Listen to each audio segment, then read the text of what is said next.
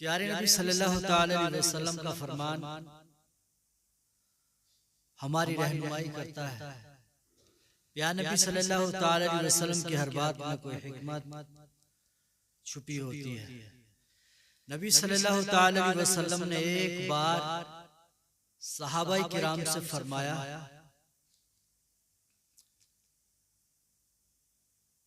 मिनल कबाई, बड़े गुनाहों में से है शत्मुर रजुली वालिदै, माँ बाप को गाली देना। सहाबाए किराम ने पूछा, हल यशतमुर रजुल या रसूलल्लाह सल्लल्लाहु अलैहि वसल्लम, या रसूलल्लाह क्या कोई अपने माँ बाप को भी गाली देता है? प्यारे नबी सल्लल्लाहु अलैहि वसल्लम के इस फरमान पर सहाबाए किराम ने बड़ी हसरत और बड़े ताज्जुब के साथ पूछा, या रसूल अल्लाह क्या कोई अपने बड़ों को भी गाली देता है, अपने माँ बाप को गाली देता है? प्यारे नबी सल्लल्लाहु अलैहि वसल्लम ने फरमाया, क़ाला नाम, फरमाया जी अपने माँ बाप को भी गाली देता है। अपनों का एहतराम, अपनों की इज्जत बजा लाना ये जिम्मेदारी होती है। और जो छोटे अपने बड़ों का एहतराम करते हैं, बड़ों से मोहब्बत करते हैं या माँ बाप से मोहब्बत करते हैं, अल्लाह तबारक व तआला उनकी जिंदगी में सुकून अता फरमाता है। प्यारे नबी सल्लल्लाहु अलैहि वसल्लम से हैरत के साथ पूछा, या रसूलल्लाह सल्लल्लाहु अलैहि वसल्लम क्या कोई अपने माँ बाप को गाली देता है? हुजूर ने फरमाया, जी देता है। सहाबाए किराम ये जानना चाहते थे आखिर किस तरह कोई अपने माँ बाप को गाली देता है। तो हुजूर सल्लल्लाहु अलैहि वसल्लम ने फरमाया, यसुब्बु अबर रजुली वालिदाहु, जब तुम में से कोई शख्स दूसरे के बाप को गाली देता है, फयसुब्बु अबाहु, वो लौट कर उसके बाप को गाली देता है, वयसुब्बु उम्महु फयसुब्बु उम्महु। प्यारे नबी सल्लल्लाहु अलैहि वसल्लम ने फरमाया, तुम में से कोई अगर किसी की माँ को गाली देता है तो वो लौटकर उसकी माँ को गाली देता है। आया कि ये इसी तरह है जैसा तुमने अपने बाप को गाली दिया, अपनी माँ को गाली दिया। अब जरा जाने, जरा समझें, अगर कोई इंसान किसी के बाप को गाली देता है तो अल्लाह के नबी के फरमान की हिकमत क्या है? वो अपने बाप को गाली देता है। अगर कोई किसी की माँ को गाली दे रहा है, वो अपनी माँ ही को गाली दे रहा है। जरा सोचें, अल्लाह के नबी सल्लल्लाहु अलैहि वसल्लम फरमाते हैं, अल मुस्लिम व अखुल मुस्लिम, मुसलमान मुसलमान का भाई है। ये मजहबी रिश्ते की बात हो रही है। और अगर हम इंसानियत के एतबार से देखें, तख्लीक के एतबार से देखें, तो सारी मखलूक इंसानी बनी आदम है और सब हजरत आदम अलैहिस्सलाम की औलाद है। तो जाहिर सी बात है, अगर हम किसी की माँ को गाली दे रहे हैं, आया कि हम अपनी माँ को गाली दे रहे हैं, तो ये ना समझें हम मुसलमान होकर हम अपने आप को अगर मुसलमान कहलाना पसंद करते हैं तो हम ये जानना भी जरूरी समझें इस्लाम क्या है, इस्लाम की तालीमात क्या है, प्यारे नबी सल्लल्लाहु अलैहि वसल्लम क्या फरमाते हैं। अल्लाह के नबी सल्लल्लाहु अलैहि वसल्लम के फरमान को समझने की जरूरत है। मिनल कबाइर, बड़े गुनाहों में से है। अल्लाह के नबी सल्लल्लाहु अलैहि वसल्लम के फरमान की हिकमत को जाने, अगर हम तावील करते हैं, आगे जाते हैं, तो वालिदैन अपने घर के अंदर लायक एहतराम होते हैं और औलाद पर लाजिम आता है उनकी ताज़ीम करे, उनकी खिदमत करे। तो यहाँ जानने वाली चीज यह है, अगर हम किसी के बड़े को गाली देते हैं, अगर कोई किसी की पार्टी का, किसी जमात का लीडर है, रहनुमा है, अगर हम उसके बारे में लपकुशाई करते हैं और जैसे उनको मौका मिलता है उनकी महफिल सजती है, उनका प्रोग्राम होता है, तो वो लौट कर उन पर वार करते हैं, उनके बारे में लपकुशाई करते हैं, वो अब अपने लिए हलाल समझ लेता है कि अब उसके बारे में कुछ कहा जाए। क्योंकि जब हमने किसी के लीडर को निशाना बनाया और चाहे उनकी खामियां थी, लेकिन हमने उनकी बुराइयों को हाईलाइट किया, तो उसने लौटकर हमारे रहनुमा, हमारे कायद, हमारे पीर, हमारे बड़े, हमारे मुर्शिदीन, उनको निशाना बनाया। अगर हम ये चाहते हैं कि हमारे किसी बड़े को निशाना ना बनाया जाए, हमारों को इज्जत के साथ याद किया जाए, तो तुम अपनी जिंदगी के लिए ये लाजिम कर लो, जिस मैदान में उतरो उस मैदान में हक का दामन मत छोड़ो, अखलाक का दामन मत छोड़ो, जो बात करो हक के दायरे में करो और अल्फाज की मर्यादा को नजर में रखकर करो, किसी के बारे में भी।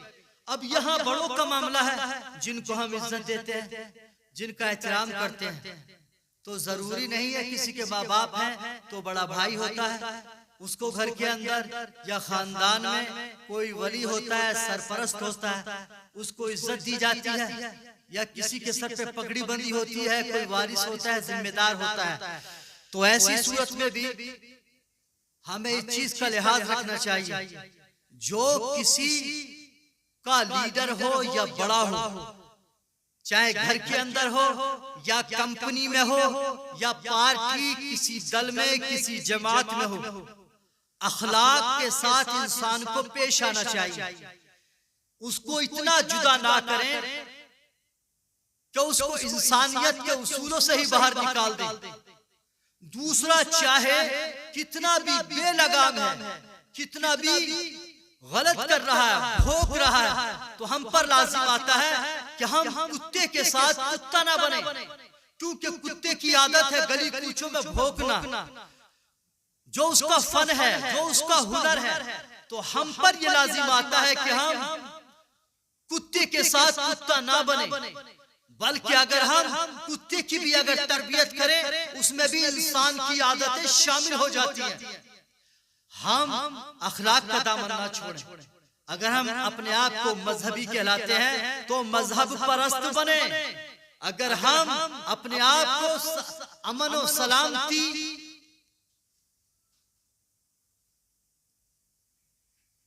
रसूल आज़म सल्लल्लाहु अलैहि वसल्लम की मोहब्बत कि अगर हम दावेदार हैं, अमन और सलामती का परचम लहराते हैं, तो हमारी जिम्मेदारी बनती है रसूल आज़म सल्लल्लाहु अलैहि वसल्लम ने जो फरमान हमारी हिदायत और रहनुमाई के लिए पेश फरमाए हैं, जिसमें हमारी कामयाबी है, जिन पर अमल करने के बाद ही हमको इज्जत मिलने वाली है। अगर हम अपने तरीके से, अपने मिजाज से काम करेंगे, अपने नफ्स को पूजेंगे, हम रसूल आज़म सल्लल्लाहु अलैहि वसल्लम के फरामीन की अगर हम फिक्र ना करेंगे और अपनी फिक्र पे चलेंगे, तो हमें दुनिया की कोई भी ताकत ऐसी नहीं है जो हमारी इज्जत को महफूज कर सके। हमारी इज्जत उसी सूरत में महफूज होगी जब हम अखलाक़े हसना का मुजाहिरा करेंगे, प्यारे नबी सल्लल्लाहु अलैहि वसल्लम के फरमान पे अमल करेंगे। हम चाहे जहां भी हो, जिस मैदान में हो, किसी भी महकमे में हो, हम अल्फाज और अखलाक की मर्यादा में रहते हुए हम कलाम करें, हम भाषण दें, हम बयान करें, अल्लाह तबारक व तआला हमको इज्जत अता फरमाएगा।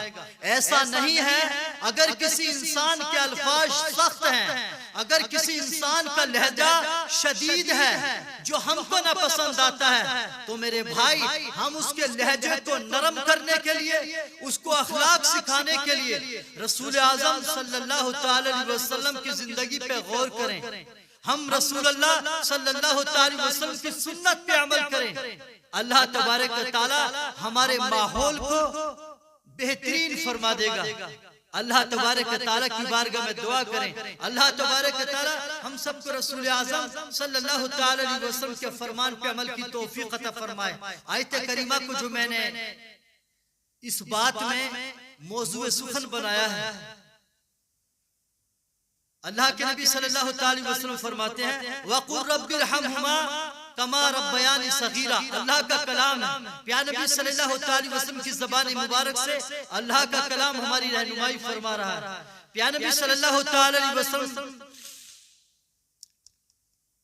क्या फरमा रहे हैं? जो हदीस पाक रसूल आज़म सल्लल्लाहु अलैहि वसल्लम की बहन है, हम सब की रहनुमाई के लिए उसको पेश किया है। अब एक आयत करीमा अल्लाह तबारक व तआला का फरमान है, महबूब सल्लल्लाहु अलैहि वसल्लम आप फरमा दीजिए, अगर तुम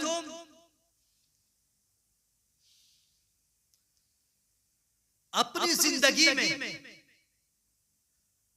अल्लाह तबारक व तआला की रहमत चाहते हो, सुकून चाहते हो, अल्लाह तबारक व तआला तुम्हें कामयाबी अता करे, ऐसा तुम्हारा गुमान है, तो अल्लाह के नबी सल्लल्लाहु अलैहि वसल्लम के फरमान पर नजर रखें और अल्लाह तबारक व तआला के फरमान से रहनुमाई दें।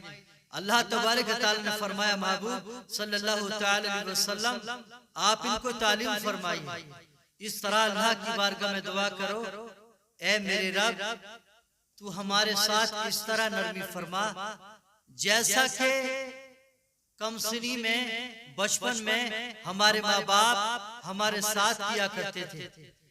यानी बचपन में हमारे माँ बाप हमें अपने कांधों पे खिलाते थे, अपनी गोदी में उठाते थे, परेशानी में बीमारी में वो बेचैन हो जाते थे, वो हमारे आराम के लिए शब रोज फिक्रमंद होते थे और हमारी फरमाइश और ख्वाहिश को पूरा करने के लिए वो बेचैन हो जाते थे, अपना कीमती सरमाया हमारी बिगड़ी हालत में कुर्बान कर देते थे। तो जैसा बचपन में उन्होंने हमारे साथ किया, तो बुढ़ापे के आलम में हमें उनके साथ वैसा ही करना चाहिए। उन्हें बीमारी में अपने हाथ फैलाकर अल्लाह तबारक व तआला के दरबार में उनसे मोहब्बत का सबूत पेश करना चाहिए, उनकी खिदमत करना चाहिए, उनके साथ हुस्न सलूक करना चाहिए। अगर वो बीमार हो तो हमें अपनी रातों की नींद उन पे कुर्बान कर देना चाहिए। ये मतलब है इस कुरान की आयत का, जैसा कि बचपन में उन्होंने हमें खिलाया पिलाया, हमारी देखभाल की, हमारी परवरिश की, तो उनको खुश करने के लिए हमें भी अल्लाह तबारक व तआला का दिया हुआ सारा सरमाया अपने माँ बाप के हक में कुर्बान कर देना चाहिए। तो अल्लाह तबारक व तआला से दुआ है, अल्लाह तबारक व तआला हम सबको रसूल आज़म सल्लल्लाहु तआला अलैहि वसल्लम के फरमीन पे अमल की तौफीक अता फरमाए, कुरान से रहनुमाई हासिल करने की तौफीक अता फरमाए।